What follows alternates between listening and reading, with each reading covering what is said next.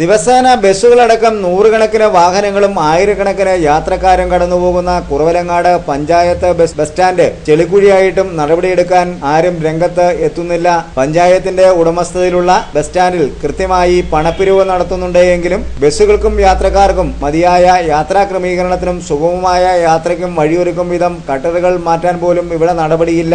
പാലാ ബസ്സുകളും ഉഴവൂർ കൂത്താട്ടുകുളം ബസ്സുകളും നിർത്തുന്ന വെയിറ്റിംഗ് ഷെഡിന് സമീപത്താണ് വലിയ ഗർത്തം കണക്ക് വലിയ കട്ടർ തന്നെ രൂപപ്പെട്ടിരിക്കുന്നത്. മഴക്കാലം കൂടി വരവായതോടെ വെള്ളം നിറഞ്ഞ് ഈ ഗട്ടർ വലിയ അപകട ഭീഷണിയും ഉയർത്തുകയാണ്. എന്നാൽ ഇത് ടാറിംഗ് ചെയ്ത് യാത്ര സുഗമമാക്കാൻ അധികൃതർ മതിയായ നടപടി സ്വീകരിക്കുന്നില്ല. സ്റ്റാൻഡിൽ പ്രവേശിക്കുന്ന മുഴുവൻ വാഹനങ്ങളിൽ നിന്നും കൃത്യമായി പണപ്പിരിവ് നടത്തുന്നുണ്ടെങ്കിലും വാഹനങ്ങൾക്ക് മതിയായ യാത്രാ ക്രമീകരണം ഒരുക്കണമെന്ന ആവശ്യത്തിന് വില കൽപ്പിക്കുവാൻ പഞ്ചായത്ത് അധികൃതർ തയ്യാറാകുന്നില്ല.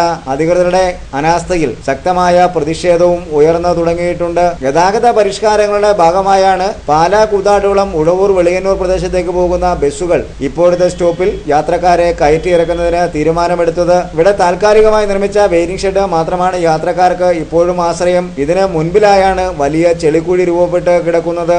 ഇവിടെ നിന്ന് പുറപ്പെടുന്ന വാഹനങ്ങൾ MC റോഡിൽ എത്തിച്ചേർന്നതിന് ഉപയോഗിക്കുന്ന മാർക്കറ്റിന് സമീപമുള്ള ബൈപ്പാസ് റോഡിലും പലയിടങ്ങളിലും വലിയ ഗർത്തങ്ങൾ തന്നെ രൂപപ്പെട്ടിട്ടുണ്ട്.